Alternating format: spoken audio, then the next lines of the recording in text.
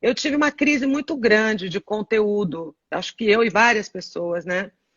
E eu falava, quando você está lidando e se relacionando com salvar vidas, todo o resto fica muito banal, muito superficial, né? Então, é, o que, que eu posso fazer? Claro, eu não tenho a menor pretensão de inventar a roda, nem de descobrir a pólvora, mas o debate de como ser uma pessoa mais espiritualizada está me acompanhando. Então, eu tenho buscado encontrar pessoas dessa minha busca, como você, que me dão a oportunidade de Legal. trocar uma ideia, entende? Assim, sobre o que é a espiritualidade e como atravessar um momento como esse que nós estamos atravessando, alguns dias melhores, outros nem tanto, né?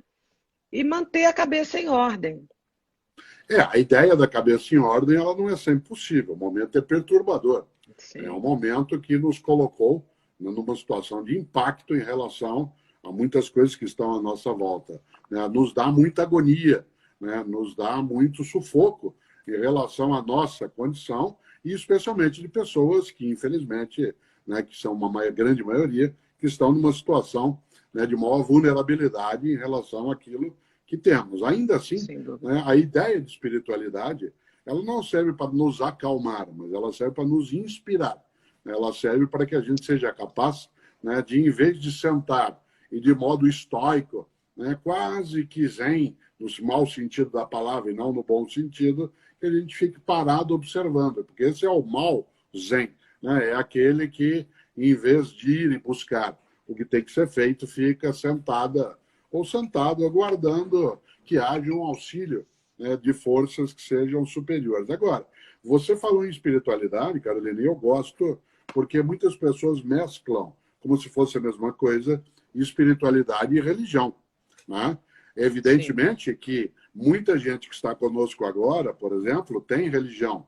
No entanto, tem muitas pessoas que têm espiritualidade, que têm religiosidade, mas não têm uma prática religiosa. Isto é, sim. não formalizam, né, o seu modo de reverência à vida. E é claro, né, quando nós nos deparamos com essa pandemia, nos dá uma sensação e uma percepção, não só a sensação, de uma pequenez imensa. Né? Afinal, o ser hoje mais poderoso, né, desse planeta é ameaçado por algo que nem é considerado ser vivo, que é um vírus, né, dentro da ciência. Então, É. a ideia de espiritualidade ela precisa vir, né, não, como eu disse, não para nos acalmar, mas para nos inspirar, para encher, né, o nosso fôlego. Né? Sim, para que a gente consiga, pelo menos, buscar uma compreensão maior disso tudo que a gente está vivendo, né? Porque a gente foi jogados, como você bem falou, né? O nosso inimigo, a gente nunca se preparou para isso, né? Se fala tanto em armamento, em tecnologias e armas e aviões supersônicos, e, no entanto, o nosso maior inimigo veio da própria natureza, né? Do nosso confronto com o nosso próprio meio em que a gente habita e a maneira como a gente utiliza esse universo que a gente está aqui. E a gente está interagindo da maneira positiva e da maneira negativa também com que essa nossa existência aqui no planeta Pois é, provoca. nós não somos proprietários do planeta, nós somos usuários compartilhados. A vida é anterior a nós e nos sucederá sem nenhuma dificuldade. Né? Muita gente diz, mas Cortella ou Carolina, nós estamos evoluindo. É preciso lembrar que quando Darwin, por exemplo, usou essa expressão, né, no século XIX, Darwin em nenhum momento usou a palavra evolução no sentido de positividade. A palavra evolução, no sentido original, significa mudança. Encrenca também evolui, problema também se desenvolve, dificuldade também progride. Haja vista que quando, por exemplo, um de nós morre, o médico ou a médica no hospital, quando ele vai fazer o relatório, ele escreve evoluiu para óbito. É Essa é a verdade. expressão. Evoluiu para óbito. A pessoa teve uma doença e evoluiu para óbito.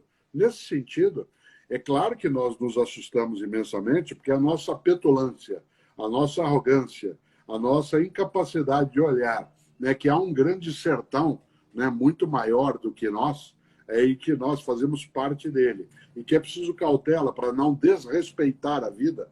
Com isso, eu não estou dizendo que o que nos acontece agora com essa pandemia é fruto exclusivo das nossas ações, mas não é fruto da nossa inocência completa. Não é? Isto é, em larga escala, nós favorecemos algumas condições que fazem com que aquilo, que em princípio faria parte do que a gente chama de simbiose, né, da vida junto, apareça nesse momento, né, como ameaçador. Olha que coisa curiosa. Até o final do ano passado, e eu tenho dito isso às vezes, o que nós estávamos discutindo no final de 2019, né? Que nós estávamos entrando num outro momento da vida, isso antes de se falar em pandemia, que a humanidade estava crescendo, avançando, que as crianças de agora, como a tua menina, iam viver 100 anos. Nós estamos falando sobre a ciência e o prolongamento da vida. Sim. De repente, nos 4 meses iniciais de 2020, agora, quase nos 7 meses iniciais de 2020, nós tomamos um tranco, né, em relação a isso, porque a discussão não é como nós vamos alongar a nossa existência, é como é que nós vamos cuidar dela, né, nesse momento. Se isso não leva, né, Carolina, a pessoa a pensar sobre a vida, seu sentido, o que é que a levaria a pensar? Será que ela está distraída?